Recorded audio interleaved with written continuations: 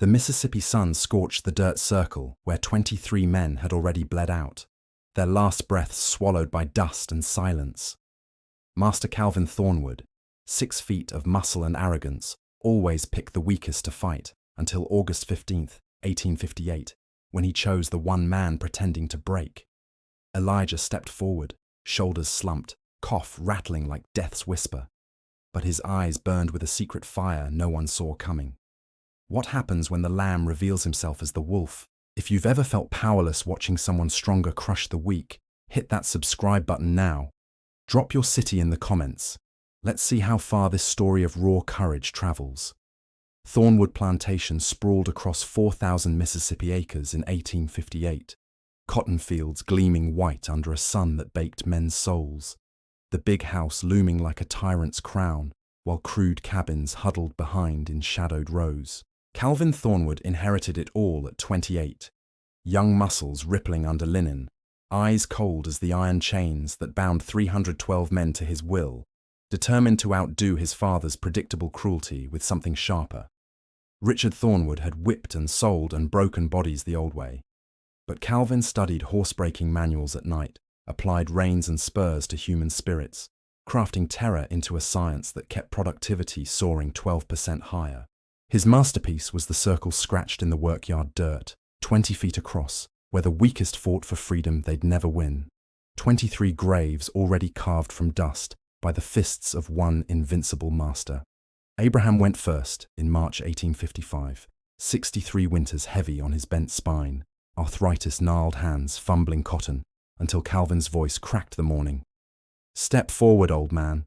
Fight me or die slower."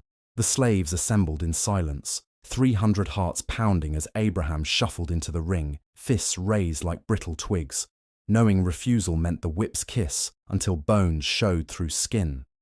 Calvin toyed 30 seconds, dodging feeble swings. Then one hammer blow shattered Abraham's jaw, the crack echoing like a gunshot before boots pummeled ribs and skull into the red mud. Blood pooled thick, Abraham's last gurgle swallowed by dust. Calvin standing tall, shirt soaked crimson, smiling at terrified faces. "Anyone else want to slow my harvest?" Isaac followed when his leg never healed right after a wagon accident, limping through rows until Calvin's bell rang doom, the circle waiting like an open mouth. Moses coughed blood into cotton bowls, lungs drowning in dust, each hack a death sentence until the master's gaze pinned him, the fight lasting 45 seconds of pure agony. Samuel's back gave out lifting bales, spine twisted like old rope, Calvin's laughter ringing as fists rained until the man's pleas gurgled into silence under relentless boots.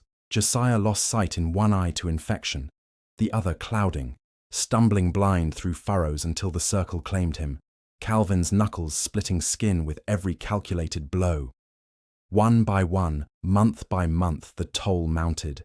23 names whispered in cabins at night. Each death a lesson carved in fear. Work until you drop or die screaming. Elijah watched every fight from the crowd's edge. 19 years on Thornwood hardening his body. 19 years of silence, sharpening his mind into a weapon no overseer suspected. Born 1824 in South Carolina, sold at 15, marched in chains to Mississippi, bought by Richard for $850, Elijah learned obedience masked observation, survival demanded patience. He saw Calvin's pattern: strength without skill, rage over technique, opponents too weak or terrified to land a single blow, 23 victories built on broken men. Overseers like Marcus Kane prowled with whips, 6 white sentinels ensuring no slave stepped out of line, their laughter joining Calvin's as another body hit the dirt. Cabins stank of sweat and despair, wooden pallets for beds, cornmeal and salt pork rations barely sustaining life, yet men rose at dawn, driven by the circle's shadow. Elijah's hands blistered picking cotton, back scarred from occasional lashes, but he never gave Cain reason to report him, never drew the master's predatory eye. In the fields he listened, older men murmuring memories of Africa, warrior ways buried under slavery's weight, sparks of knowledge glowing in the dark. Samuel, 65, brought from West Africa in 1815, survived the Middle Passage, now healed men with herbs, his value keeping him alive despite failing strength. One moonless night by the well, Elijah approached Samuel, voice low. "Teach me to fight a giant," eyes burning with 19 years of bottled fury. Samuel studied the younger man, saw resolve forged in silence, nodded once.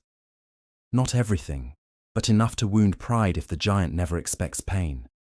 Secret lessons began after curfew, hidden behind the smokehouse.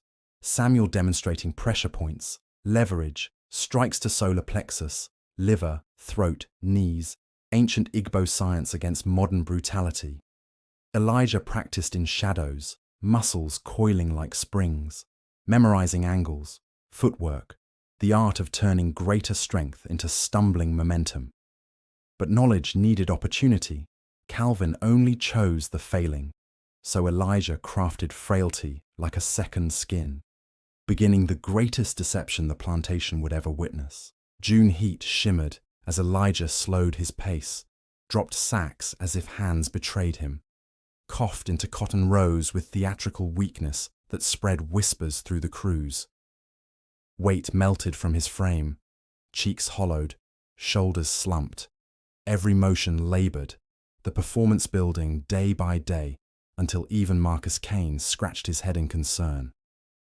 Calvin observed from horseback, eyes narrowing at the stumbling figure, marking Elijah as the next lesson in dust, the circle already tasting blood. Samuel watched with grim pride, knowing the lamb grew teeth, the trap springing shut on the hunter who believed himself untouchable.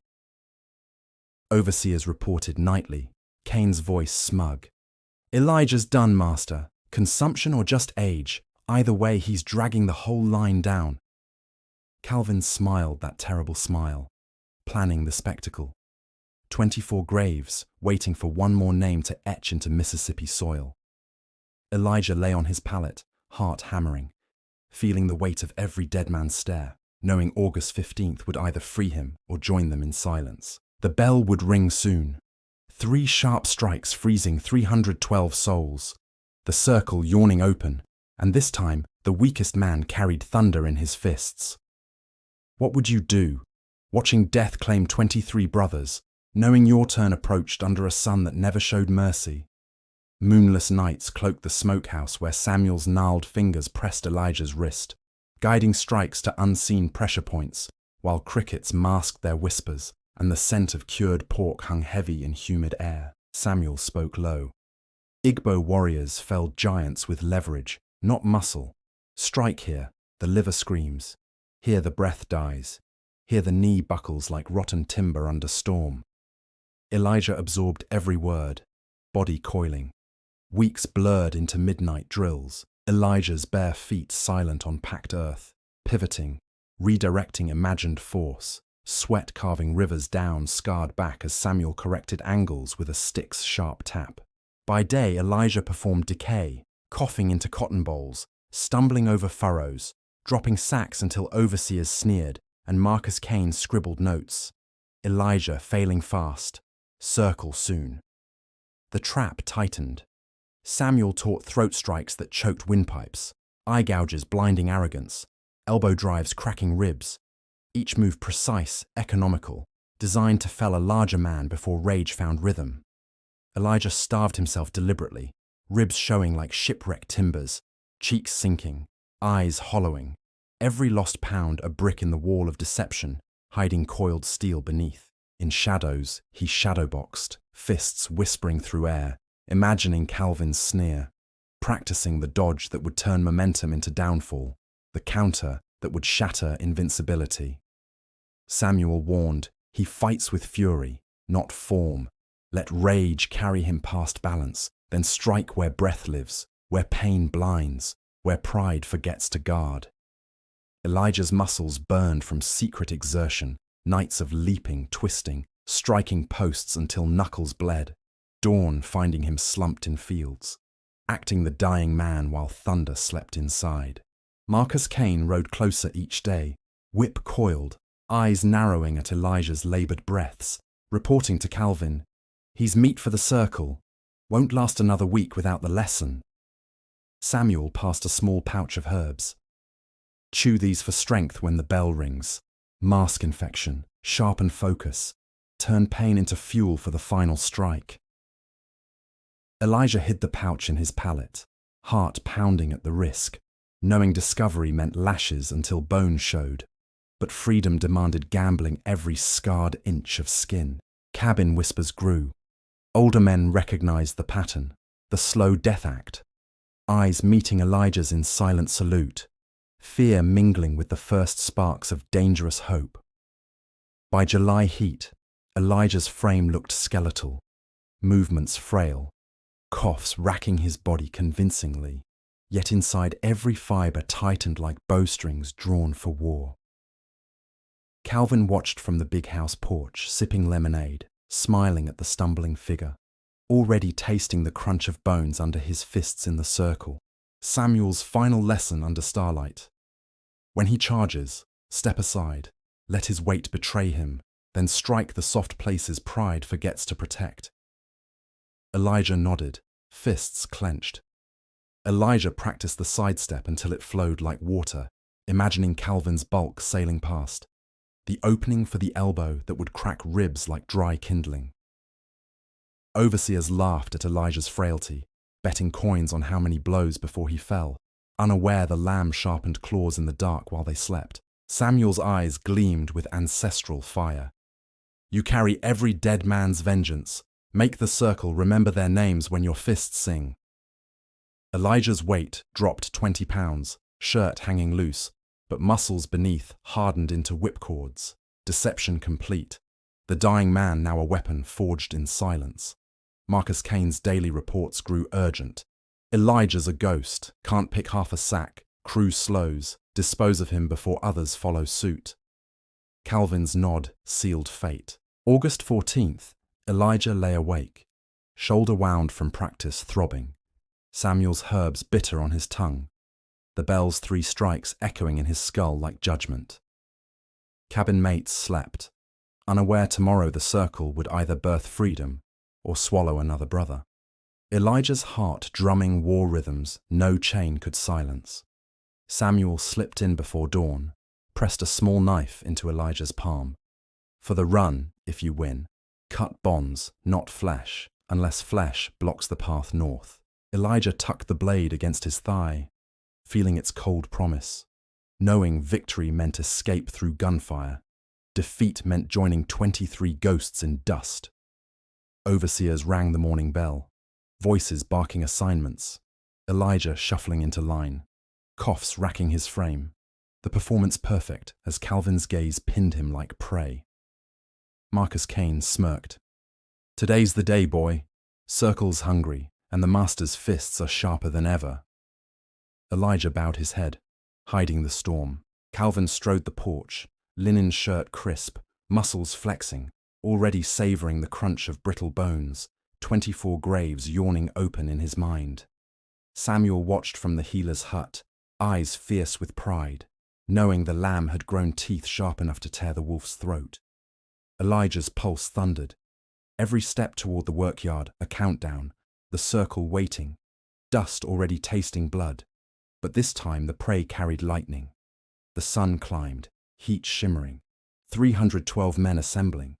The bell poised for 3 sharp strikes that would unleash either hell or salvation. What would you feel standing on the edge of the circle, 23 brothers' blood soaking the dirt, your fists the only law left?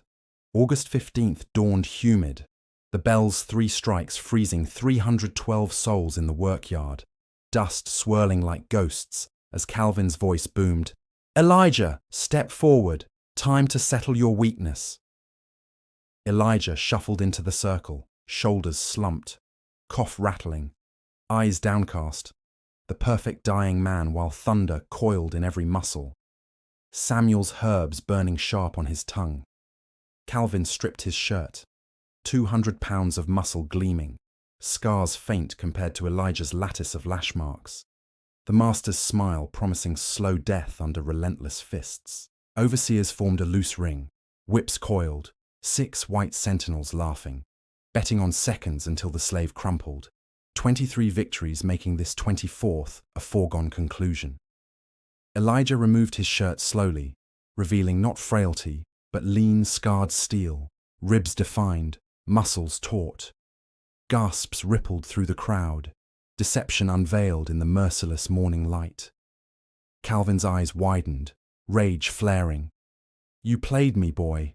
Pretended weakness mocked my eyes, fists clenching as the circle tightened, dust settling like a shroud. Marcus Kane scratched the 20-foot ring, stick dragging through dirt soaked with 23 men's blood, the boundary where freedom was promised and death always delivered. Elijah met Calvin's glare, smiled, not fear, not submission, but knowing defiance.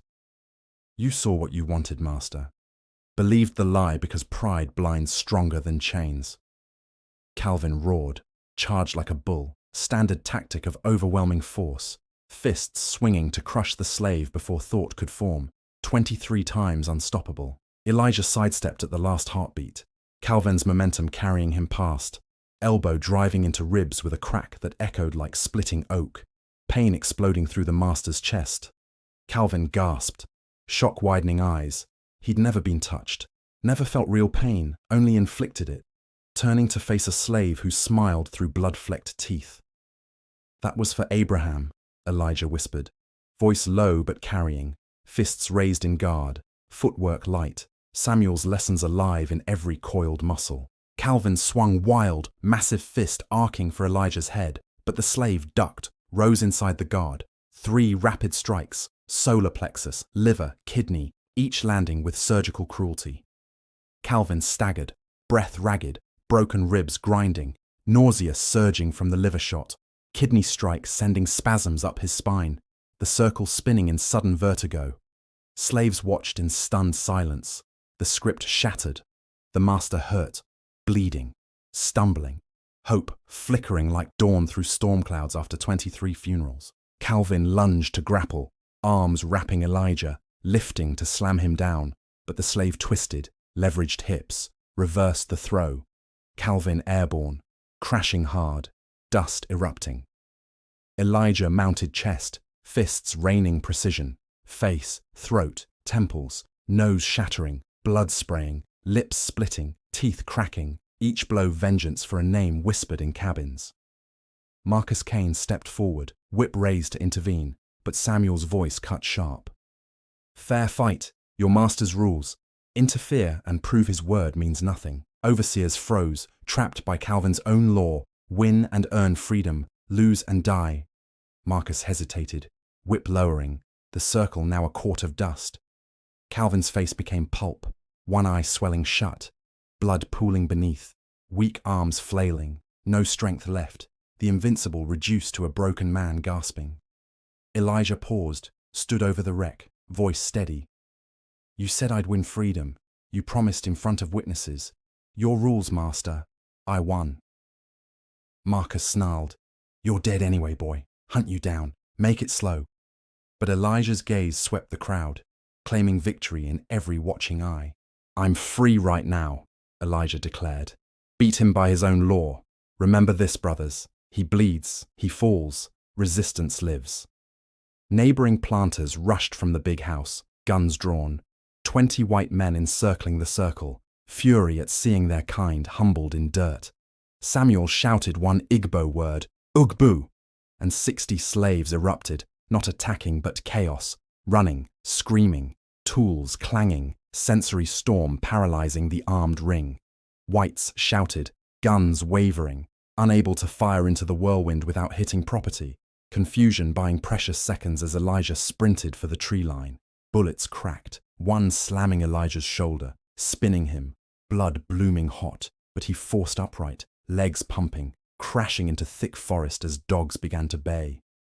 Behind, the plantation dissolved into pandemonium, whites scrambling, Calvin groaning in dust, the circle now a monument to one man's impossible triumph. Elijah ran, pain searing, blood-soaking shirt, but Samuel's knife-cut brush, marking false trails, 15 minutes head start before hounds organized pursuit. He reached a cached bundle, cloth, dried meat, canteen, bound the wound tight, infection already whispering, but North Star burned clear above the canopy. Gunshots faded, dogs' howls distant. Elijah moving through underbrush, every step a defiance, 23 ghosts marching silent at his bleeding shoulder. The forest swallowed him, Mississippi heat pressing, but freedom's taste, sharp as iron, drove him forward, the circle's dust now miles behind. What would you feel, fists still tingling with the master's blood, bullets whistling past, knowing every breath now belonged to you alone? Elijah stumbled through Mississippi night, shoulder wound pulsing fire, blood sticky on torn shirt, North Star his only guide as dogs bayed miles behind, and freedom tasted like iron and sweat.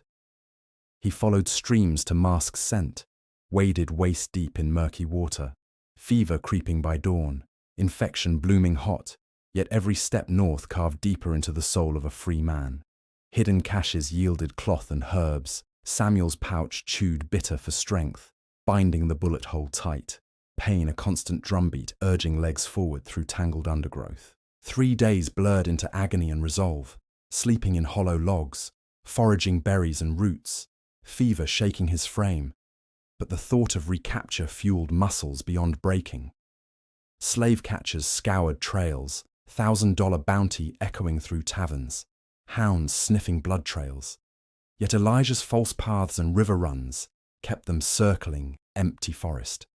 Tennessee border loomed, body wasted, visions swimming, collapsing at a hidden barn where underground railroad conductors found him, Quaker men with gentle hands and iron resolve. They hid him in a root cellar, cool earth against burning skin, broth spooned between cracked lips, 2 weeks of fevered dreams where Calvin's broken face haunted every shadow. Strength returned slowly, shoulder-scarred but functional, conductors mapping the next leg, Kentucky safe houses, Ohio freedom. Each mile a prayer whispered in male voices only.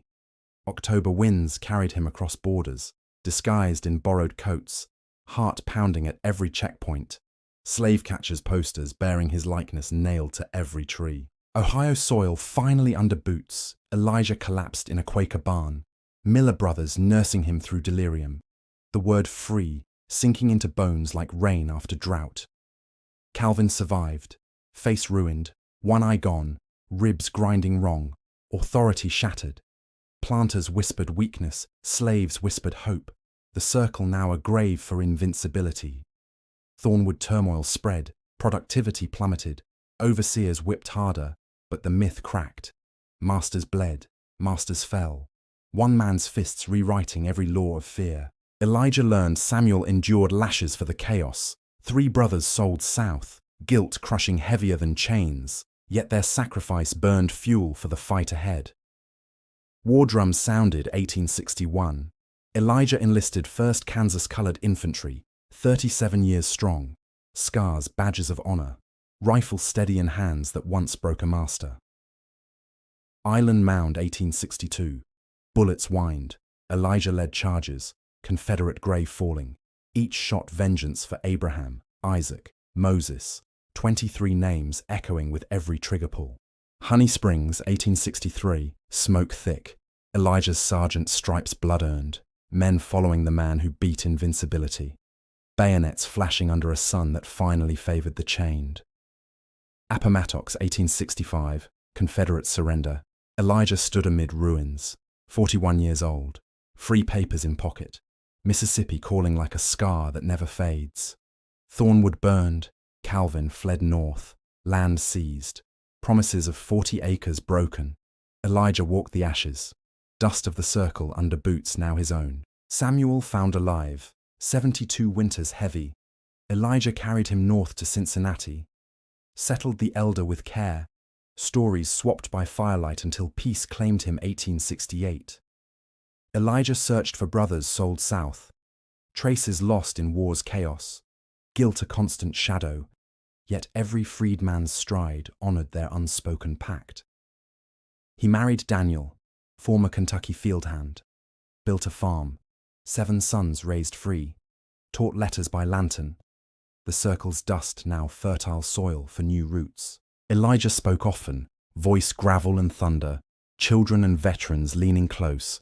One planned blow can topple empires. Remember the circle, remember resistance lives. Cincinnati grew around them, Sons became doctors, preachers, landowners, each diploma a stone in the monument to one man's impossible August morning. 1903, 79 years, Elijah breathed last in a bed he owned, surrounded by 14 grandchildren, 23 great-grandchildren, all free, all knowing the story. Funeral drew 200. Veterans, abolitionists, sons. Coffin lowered under Ohio sky, gravestone carved. Elijah Freeman, born bound, died free. He fought back. The tale spread through barbershops and churches, embellished with giants and lightning, yet core truth unshakable. One slave beat his master and walked north. White records denied, claimed myth, but census, veteran rolls, newspaper scraps pieced the truth. Thornwood existed, Elijah escaped. History bent that August day. 2010 marker rose on County Road 12, soybeans swaying where cotton bled. Here, Elijah defeated Master Thornwood, 1858. Courage reminds us, resistance breaks chains. Descendants visit, leave stones and whiskey. Students hear the story. The circle's dust now feeds crops worked by free hands under the same relentless sun. What price would you pay for one free breath, knowing every step north cost brothers lashes, yet carved freedom for generations unborn? The circle's silent now, yet every fist Elijah raised echoes in courtrooms, classrooms, hearts, proof the weakest can fell the strongest when resolve outlives fear. Sun sets over the marker, wind through soybeans whispering Igbo words Samuel taught. The price paid, the breath won, the legacy eternal in male voices only.